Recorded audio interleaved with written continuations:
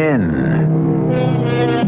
Welcome. I'm E.G. Marshall, mediator between this world of reality and the other world of illusion, although, admittedly, few of us can keep them straight. The road to hell, they say, is paved with good intentions. And you might justifiably ask, how does this happen? Well, the first building blocks are honest and square. But as you travel downward, the light becomes dimmer and the way narrower. And before you know it, that fine line between good and evil is lost in the darkness. And although you begin by reaching for a star, you end up by falling into the pit. Jim, we have to call the police. Just sit tight, Billy. Sit tight. But we should call the police. Now, let's not be hasty. Hasty? It's the law. I understand that, but But what? Is there a conceivable reason for not doing our duty as citizens and calling the police? Yes, there is, Mr. Congressman. There is. What are you saying? I'm saying if you call the police, you will never be elected governor.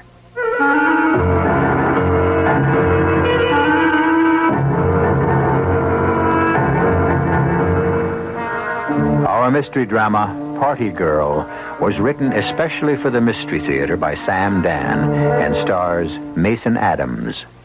It is sponsored in part by Anheuser-Busch Incorporated, Brewers of Budweiser, and your Singer Sewing Center. I'll be back shortly with Act One.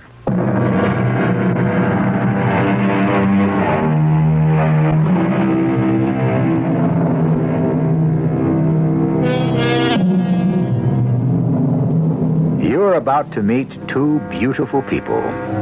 Let us consider the gentleman first. He's just past 35. He's handsome, he's intelligent, he's rich, he's destined to go far, or so it seems.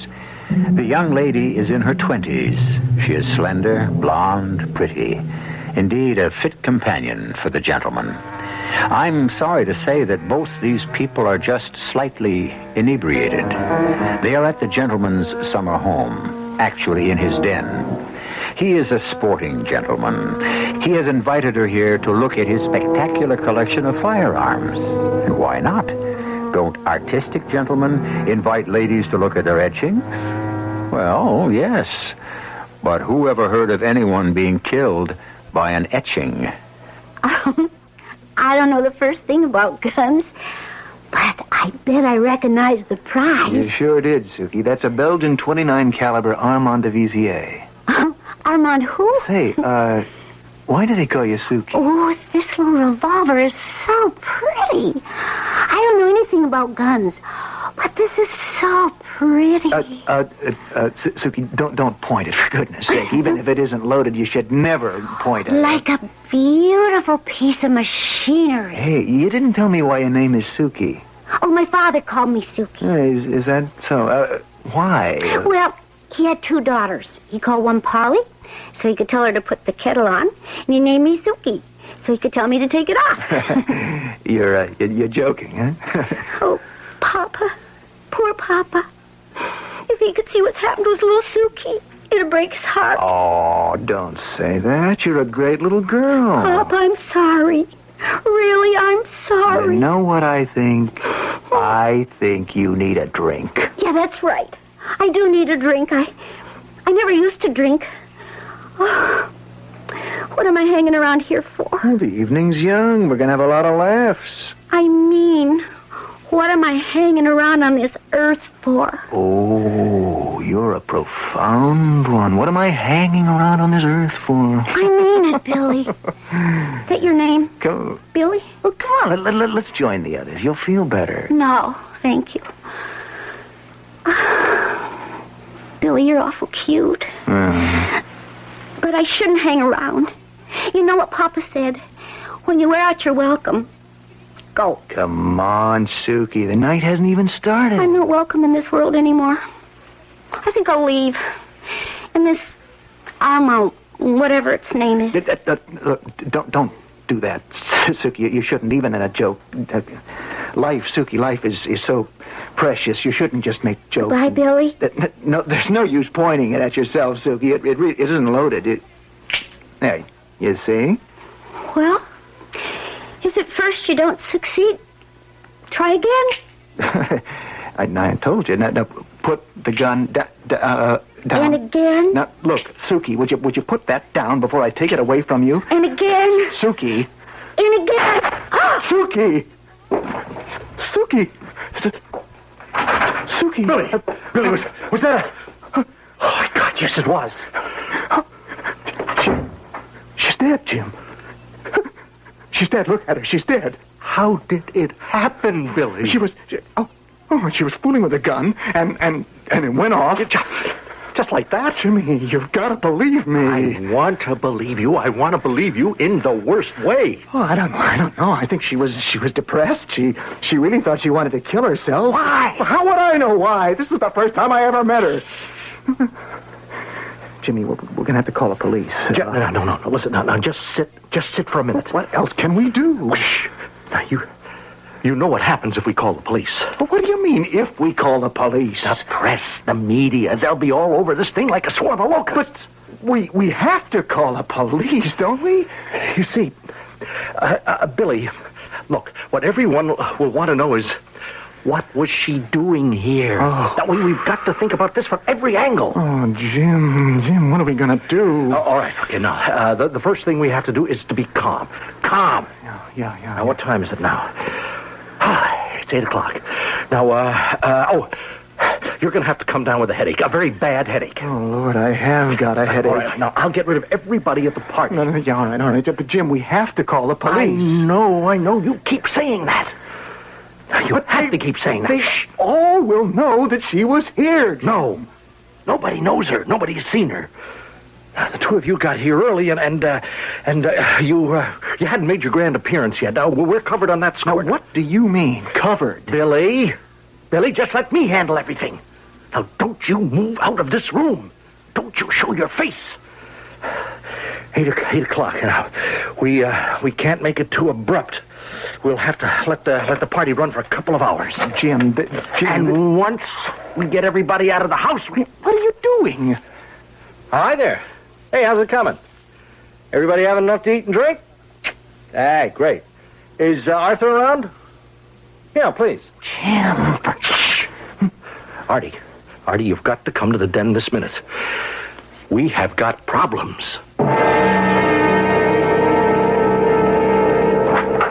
Who's that? Now, who would it be? Billy, Artie took care of everything. Now, first he got everybody out of the house, diplomatically and tactfully. Jim, I've been thinking You about... don't have to think anymore. All you have to do is forget. Oh, yeah, forget. Well, we got everybody out by 10:30, and then when we were all alone, we arranged the other thing. Jim, don't use weasel words to cover up. Say what you did. You got rid of the body, right? We drove her car back to town. We parked it in front of her apartment building. And the police will find her in the front seat. Oh, Jim, this is wrong. No, in politics, you see, right and wrong become a matter of time and place. Now, the police will think she was robbed and murdered, and, well, that'll be the end of the matter. The end of the matter. What could we have done? She was a foolish girl. It wasn't your fault. It was my fault. Every gun in the collection, I'm so careful to make sure that they're empty. But there was a live round in one of the chambers of the Armand de Vizier. All right, but she was a girl who wanted to kill Jim, herself. what I'm not facing up to is the other thing. What other thing? Why did I bring her here in the first place? Oh, you know why. You needed her, and all the others, because you and Cecily are finished. Well, then why don't I divorce Cecily? Because if you do, the career is finished. Oh, the career. It's all the career now, isn't it? It's not even my career. It's the career. It belongs to all of us. Look, the way we worked for you, the way we just put everything out on the line. Yeah, sure. Billy, please. Oh, please don't throw yourself and all of us away. Will you just let me think for a while, Jim? Just let me think.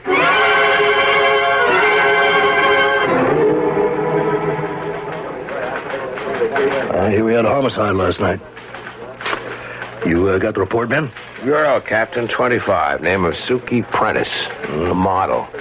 Was she a model, or are you being kind to her? She was found sitting behind the driver's seat in her car, a blue two-door Reliance sedan, which was parked in front of her apartment building at 334 West Palmer. Shot once in the right temple. 29 caliber bullet. 29 caliber. It's a funny caliber. I wouldn't use the word funny, but I agree. Time of death said at 8 p.m. Body discovered by foot patrolman at 12:18 a.m. Anybody hear anything? Nope. And nobody saw anything. It's a very quiet residential neighborhood. Motive? Apparent motive, robbery. Purse was lying beside her, open and empty. No money inside. Markings on fingers and wrists show evidence of her having worn jewelry. So it was a robbery. Well, why do you say apparent motive? How does this one look to you, Captain? Well, I think the report says it. She pulled up in front of her house. Some hood happens by and sticks her up. Maybe she panics, or maybe he's a psycho and he kills her. But you don't think so, I can tell. All right, what bothers you? The report says she slumped behind the wheel of the car, but the bullet wound is in the right temple. Now, it should be in the left temple. What did the killer do? Reach all the way around inside? Well, maybe she turned her head. Well, she'd have to be a contortionist. Yeah. We'll spend a while on it. I don't know what you can do besides ring doorbells and ask if anyone saw something. It could be a career in itself. Something else bothers me. Where was the cop on the beat?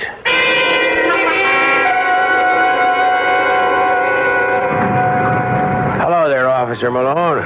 Hello, Sergeant. Malone, how are you as a ticket writer? Oh, depends on the mood I'm in, I guess. Some nights I ticket everything in sight. And then I have nights where I love all my fellow men.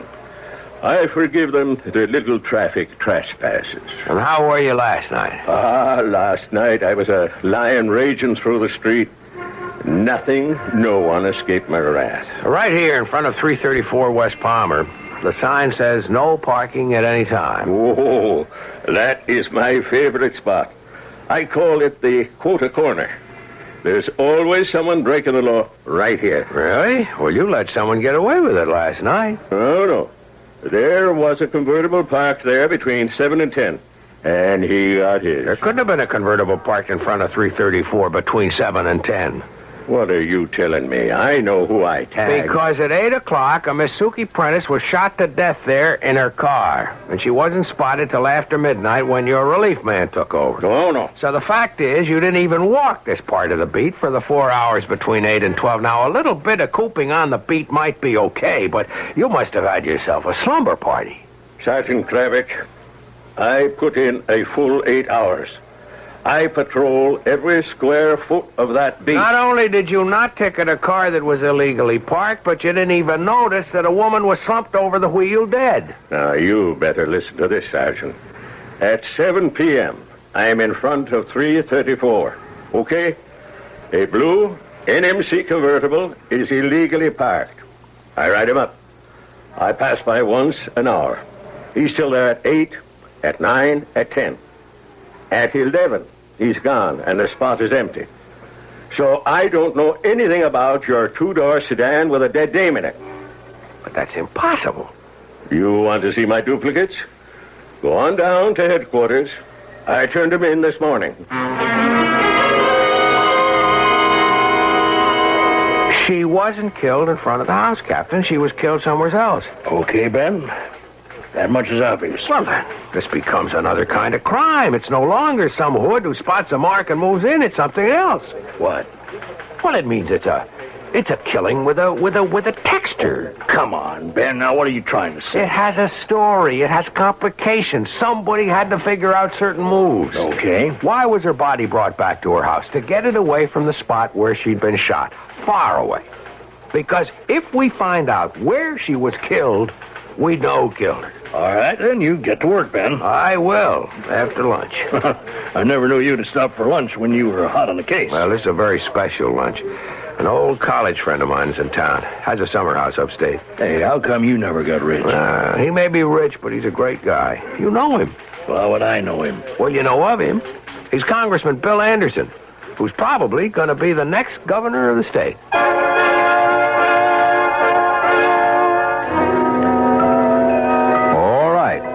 now we have that laid out for you. Bill Anderson and Benny Craddock, two boys who, through an accident of fate, became friends, and through another accident, will become adversaries. Perhaps unconscious adversaries would be more accurate.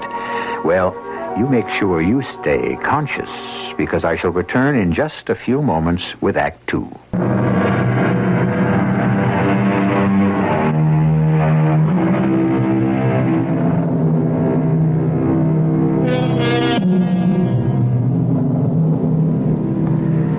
She was a party girl, and since a term like that can be defined in many ways, you can define it to suit yourself. She really didn't do anything spectacular when she was alive, but now that she's dead, she could just about set the world on fire for so many people. Oh, Ben, you haven't changed a bit. Neither of you, Cecily. You're still a golden girl. The Golden Girl? That was my private nickname for you. And all the time, I thought you were my best friend. Now it can be told I was madly in love with Cecily. Were you? I was madly in love with both of you. And I decided I'd marry the one who asked me first. You know, I can't believe that the three of us are sitting here just the way it used to be so many years ago. Bill, I read this stuff that Ben wrote, and I think it is sensational. What's he talking about, Billy? Your master's thesis on crime, Ben. Who in his right mind would be interested Well, in... Ben, I invited you here on business. Well, if you menfolk are going to talk business, Ben, now that you know the way, don't be a stranger. Darling, don't forget the concert tonight. Of course not. And give the old man a kiss before you go. And it'll hold me for a while. See you soon, I hope, Ben. Now, what is this about business in my master's thesis? Ben, I want you to join me. Join you? Billy has got to be the logical candidate for governor, Benny. Now, he's the fresh, new, dynamic face the people demand. And I want you to do a position paper on crime for me. It's one of the biggest issues. You want me to Now, do... you really have something to say. You don't yell, bash their skulls in. On the other hand, you don't insist they're all poor, misunderstood victims of society. Well, I'm flattered. Join me. Take a sabbatical from the department. I'm tempted. But I just started a case. Well, could someone else take it over? I wouldn't feel right. Why not? I may be wrong, but I have an idea that unless I push this case, it might get sloughed over. That tells us something about the police department, doesn't it? Oh, yes. Tells us we're undermanned, overworked, undertrained in things that really matter. So much clamors for attention. So many things keep happening. Oh, what kind of case is it, Ben? A girl was found murdered last night. Oh? Just a girl. Her name was Suki Prentice. Yes, I believe I heard it on the news this morning. Wasn't she killed by a hoodlum in front of her house? No, she was not killed in front of her house. She wasn't? She couldn't have been. She was shot at 8 p.m. At that exact time, another car was parked in the space. Oh? How do you know this, Ben?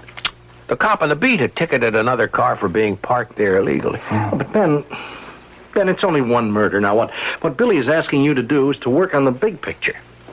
I understand. But this girl's entitled to justice. Sure. But is it more important to work on this one single solitary situation or to devote yourself to the entire system? The system is only as important as any individual. Well, Billy's offering you an opportunity to make an impact. This girl needs me. And I'm the only friend she has in the world. What are you talking about? Did you know her? No, but she's dead. And she has become a problem. Everybody wants to be rid of her. She really wasn't very important. Actually, if you want to eliminate euphemisms, she was a prostitute. Why should she use up the money and manpower of the police force? Especially since we have very little real chance of cracking the case anyway. I think you've just stated the reason for dropping the case and coming to work with us, Ben. If we refuse to give this girl justice because it is awkward or difficult or more convenient to work on other things, then there is no justice. Somebody has to be on her side. Ben, I really need you. I want to be a part of it, Billy. Just let me wind up this case. I want us to be in touch. Sure. Sure, we still want to be able to pick your brains, Ben. So how about lunch on Friday, huh? Yeah, if I'm not held up.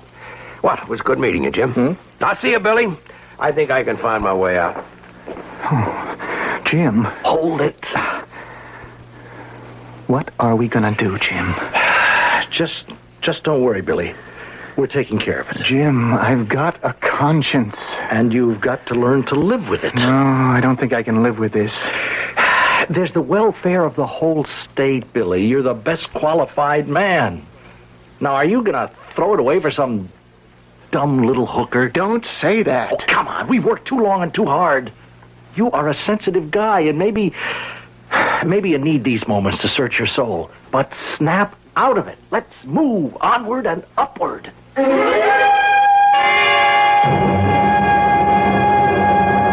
What do you mean you don't have the copy of the summons? The officer turned it in yesterday morning. Hey, he told me so. It has to be there.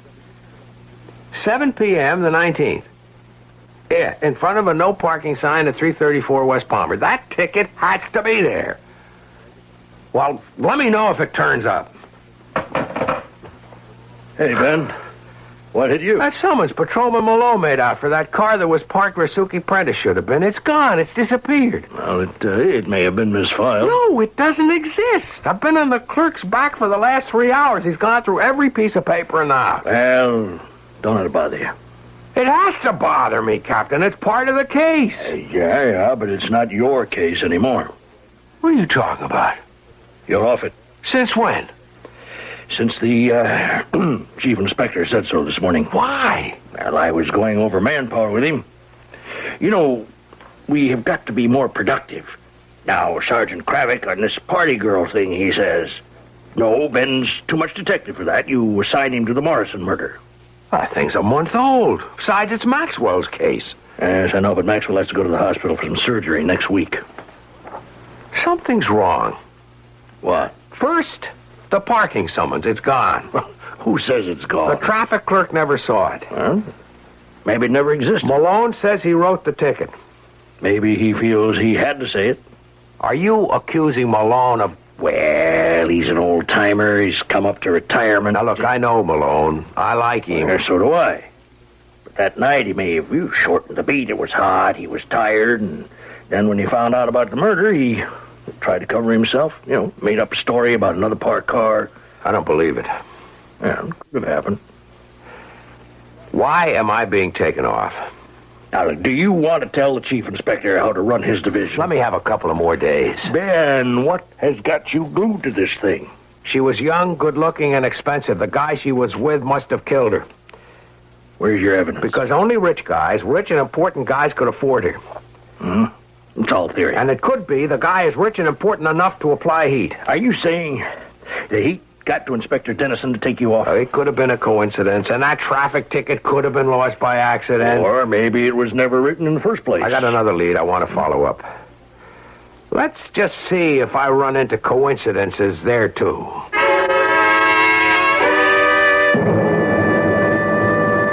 How are things coming on the murder case, Ben? I may have a break. She must have been out with some man that night, and he killed her. Is that the latest police theory on the case? It's all I have to go on so far. Well, what's your lead? I didn't think you'd be interested in the grubby details of some tawdry little murder. Anyhow, I decided to work on this position paper for you at night. Oh, Ben, that is great. Yeah. What is this lead that you have, Ben? I'm fascinated. Well, an informer of mine, or to give him his proper name, a stool pigeon, is going to meet me at about 4 o'clock, at which time he should be able to tell me who arranged, shall we say, liaisons for Suki Prentice. I see. And that way, I'll know who Suki was with on the night she died. Now, about society's attitudes towards criminals. Well, look, this is between you two eggheads. I have practical matters to arrange for. It's good seeing you again, Benny. Sure, Jim. Now, what was I telling you, Billy?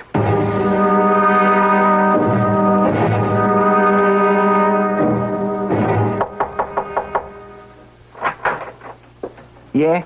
Police. Police, I see, police, yeah. What's your name? Jojo, what can I do for you? Jojo, I'm looking for Big Margie. She ain't here.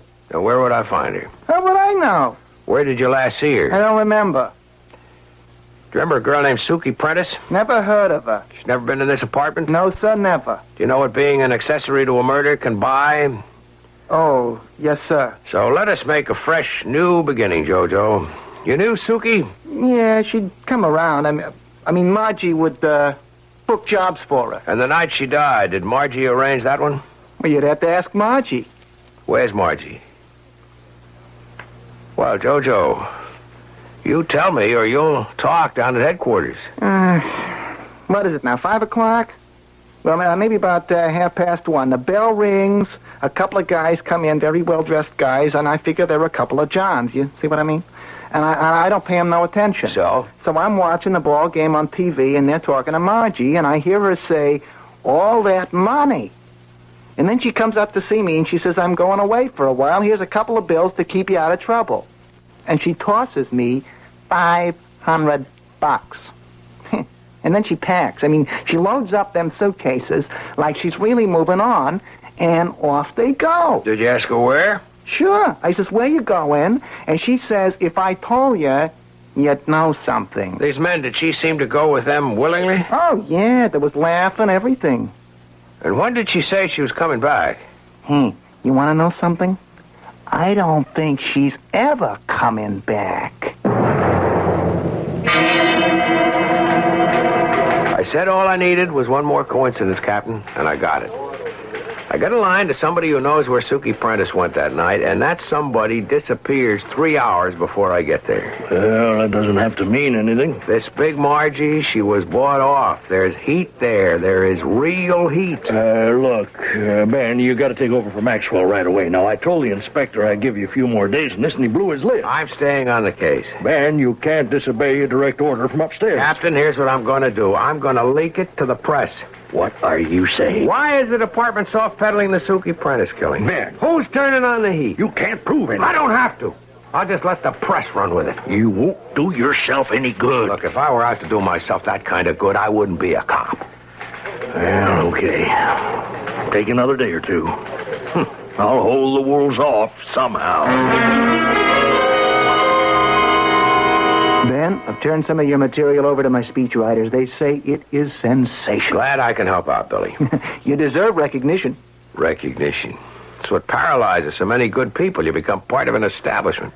Well, I've got to run. Hey, stick around. We'll have a few laughs. Like old times. Not the same kind of laugh. Sure. Sure. Yeah. What? How about Cecily? That's all over. We just maintain the appearance. What? You and Cecily? Oh, no, I can't believe it. I don't want to believe it. Poor Ben. Eternal romantic.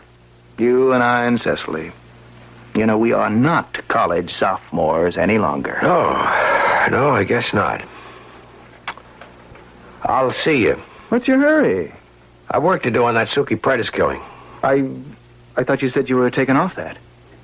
Hey, wait a minute. You can help me, Billy. Help you? Yeah, maybe you can lead me straight to the killer.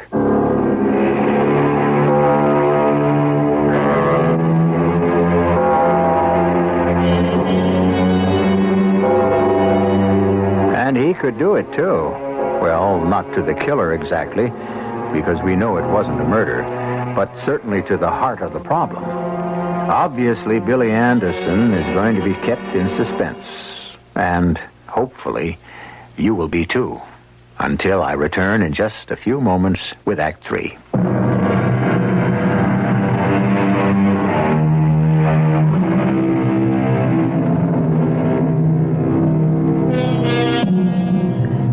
What is the basic difference between a lie and the truth?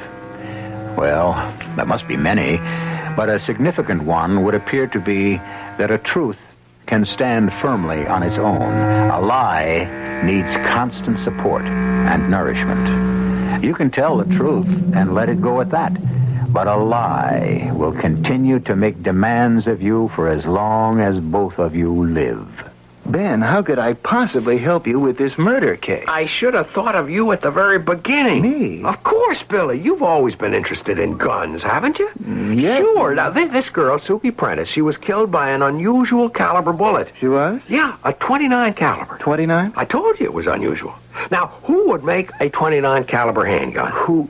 Have you ever heard of one? I'm not sure. It's not your ordinary weapon, would you say so? Yes, I would say so. Hey, Billy, I hope I'm not imposing. No. Go ahead if I can help in any way. Now, here's what I know so far. I know that I've got a high-priced party girl. She must have been killed by the guy that she was with. An unusual caliber gun. Probably a custom-made weapon. Expensive, but so what? Her guy is rich. You seem to see it so clearly. Well, he has to be very rich, very well-placed. I told you about all the heat I'm getting. I don't want to bother you or bore you with more of this. No. I'm fascinated.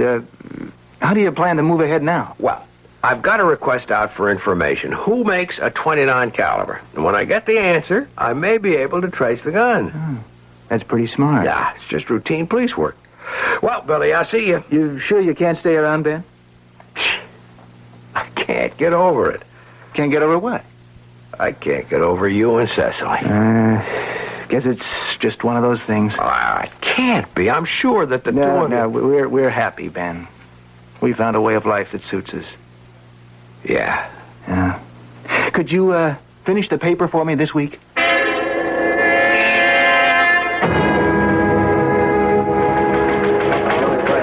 Is this the detective's room? Yes, sir. May I help you? My name's Mainwaring. Write that down for the record. Mainwaring. Now, I'm here about that robbery. Oh, well, you want to see a man from the larceny squad. One of them should be inside. Oh, now, I'm sick of being tossed around from one office to another. You a detective? Yes, but I'm not the one you want. Now, don't hand me the old "this ain't my table" routine. My place was robbed the other night. The cop on the beat comes in, takes out his pad, writes something down, I don't know what, and that's the last I hear. Now, what happens now? The larceny squad will handle it. Come back after lunch. I can be put out of business. The law says I have to keep a record of every gun I sell. Oh, what am I blowing off steam at you for? Just steer me toward the right place. Wait a sec. Do you sell guns? Tell me about it. Well, what do I want to waste my time with you for? You just said you're not the right detective. But maybe I can help you. That's crazy. I got the most exclusive gun shop in the country. I sell mostly to connoisseurs, collectors. Who else can afford me? Yeah, go ahead. Okay, the other night, my place gets broken into. All the guy does is bust open my safe, where all I got is maybe a couple of $100, and my record book. And that's all he takes. That's all? All around him is maybe $500,000 worth of handguns. I mean, I got merchandise there. Lugers, Dumont, Ferrands. None of your commercial junk. Every weapon is custom made. And all of this is untouched? All he takes is the couple of dollars and my record book. The book the law says I have to keep on who buys what. Well, now, why would anyone want to steal that book? It beats me. You know what I got in that shop? I got the most expensive revolver ever made. The .29 caliber Armand de Vizier. The what caliber? I'm the only shop in the United States where you can buy it. The what caliber? .29. It's a collector's item. You have a record of the people who bought it? That's what I'm trying to tell you. The record is gone.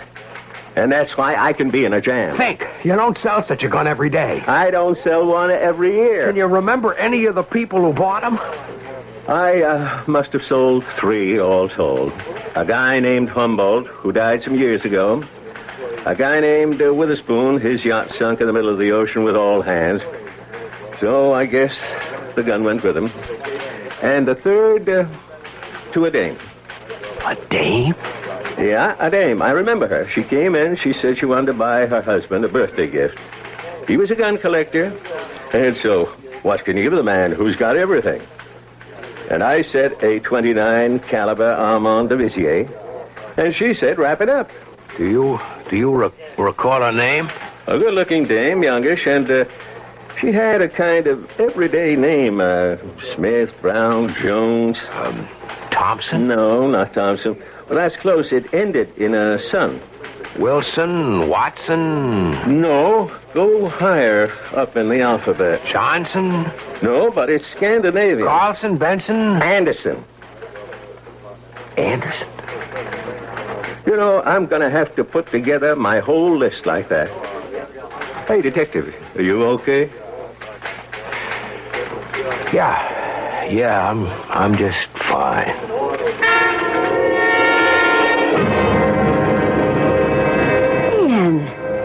May I come in, Cecily? Of course. Oh, Billy's tied up with Jim or Artie or somebody. I wanted to see you. Me? Cecily, about you and Billy. Oh, you didn't know. I guess you didn't know till just now. And you're the great detective, too. Cecily, I want to ask you something. I don't know the answer. That's a simple question. No, it isn't. I don't know what happened to us. Maybe Billy became too famous too quickly. Maybe he's not the same Billy. Maybe I'm not the same Cecily. Did you ever buy Billy a gun for his birthday? Did I ever buy Billy a gun for his birthday? Why do you ask? Did you? Yes. Do you know why? I thought it would save the marriage. Imagine. A revolver. An instrument of death to keep a marriage alive. You see, I wanted to prove to Billy that the things that interested him were also of interest to me. I read up on guns so we could discuss them intelligently. Would you remember what kind of gun you bought him? Would I remember? Oh, it was a custom-made 29 caliber Armand de Vissier. The finest. Cecily! Cecily! Really, what's the matter? Cecily, you mustn't say another word. Why? Let me tell you why. Don't listen to him. You both have to listen to me. Because you both have a decision to make. A girl named Suki Prentice was murdered some days ago. Oh, I think I read something about it. Looked like a robbery. I went to work on it. And I was stymied at every step. Evidence disappeared. Witnesses vanished. But why? It was as if someone very rich, very powerful, with connections everywhere, was applying heat against me. I was even taken off the case. Although that could have been a coincidence. But what does all this have to do with Billy and me? Billy killed her. What? You see, I had discussed the case with Billy. And every time I mentioned a lead, that lead disappeared. Ben, are you sure you're all right? Don't look at me. Look at Billy. Ask Billy here if he's all right. I don't understand. You have accused Billy of murder. Where is your evidence, your proof? I don't have any. Ben, this is monstrous. You, our dear friend, the oldest friend we have. Is this what politics can do? Have you been bought off? As of this moment, nothing exists to tie Billy into it. But how long can it last? So far, Billy, you bribed somebody at traffic. Billy, are you just going to stand there and You let... paid off Big Margie. But it got a little more serious with Mainwaring. That called for burglary. Mainwaring. That's where I bought... You'll have to tell her to deny that. Cecily, are you willing to perjure yourself for Billy? What does that gun I bought have to do... It's the gun that killed Suki Prentice. Oh, I don't believe it. Why don't we find out? Have the gun examined at the police ballistic lab. Or did you get rid of the gun by this time, Billy? Ask him, Cecily. The beautiful 29 caliber Armand de Vissier. Ask him if he still has it. What are you going to tell her, Billy? It's been lost? Stolen? There's no proof I ever had such a gun. That really isn't the answer you wanted to hear, is it, Cecily? You didn't ever buy me such a gun. Did you, Cecily? Did you, Cecily? No. I could expect you to do nothing less, Cecily. You love him. But she's the least of your problems, Billy. You bribed somebody at traffic. He's a rotten apple in the barrel. How do you know he won't start becoming more curious? He doesn't know anything. How about Big Margie? She knows everything. Why should she stay bought? You lay golden eggs. What she knows is worth millions. Or how do you know she won't get loaded one night and shoot her mouth off? Billy, don't lose your cool. There is no evidence. And now the party's complete. Here's good, true, and faithful Jim. You can't prove a word of this. From now on, Jim will take care of everything. Your hands will never be dirty, Billy. Jim has already gone from bribery to burglary. He can also arrange for murder. And it's all being done for you. Did King Henry II kill Becket? No. He only said, "Who will rid me of this meddlesome priest?" All of you have enough Jims and Arties. Ben, Listen. Billy, I tell you, you are in the clear. Ben, believe me. What do you want me to believe? I didn't kill her. It's a lie. It's the truth. She killed herself. Billy. She was feeling kind of down, you know? And, well... Do you realize what you are saying, Billy? Yes. Yes, Jim, I'm sorry. Now, maybe her life was getting a little too much for her, but somehow I left a live round in the chamber, and she pulled the trigger. That's the way it happened. Yeah. Ben, what good will it do to expose this? Don't you understand? The state needs him. He is the best man. He was a week ago. But he's losing ground every day. Aren't you, Billy? Yes. You want to get out now, Billy, before you have to get in deeper? Will you come with me, Cecily?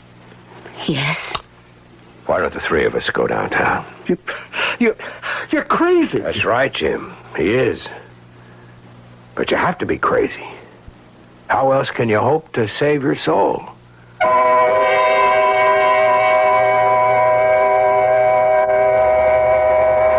Well, as you might imagine, Bill Anderson retired from public life. There were people who admired him for coming forward. There were people who thought he was stupid for sticking his neck out when he could have gotten away with it.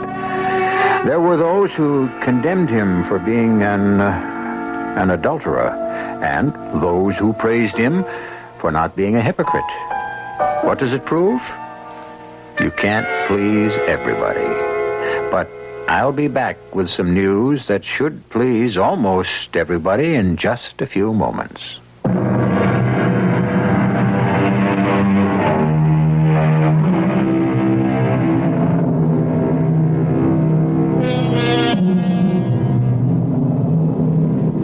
There are those who say history is shaped by inexorable forces that grind their relentless way, despite our best efforts to shape them. There are those who say history is made by unpredictable, random accidents. Suki Prentice, a young lady of the night. She may have changed history.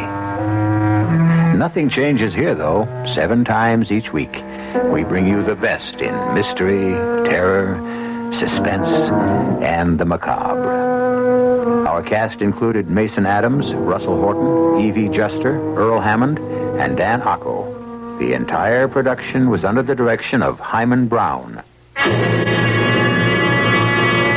And now, a preview of our next tale. The moment the bottle broke, a great, hairy, black spider with a red hourglass mark on its belly burst from the sharded remains of the neck. For a moment, it teetered on its long, jointed, multiple legs. And then, a second transformation took place. Almost as though as it exploded, the spider blew up into a giant of a man, with a bald head bristling dark blue from chafing, and a body covered with tangled black hair. Dressed conventionally enough in blue jeans, just like I wear normally. I am your servant, sir. You kept your part of the bargain. Now, I keep mine. Radio Mystery Theater was sponsored in part by Buick Motor Division. This is E.G. Marshall inviting you to return to our Mystery Theater for another adventure in the macabre. Until next time, pleasant dreams.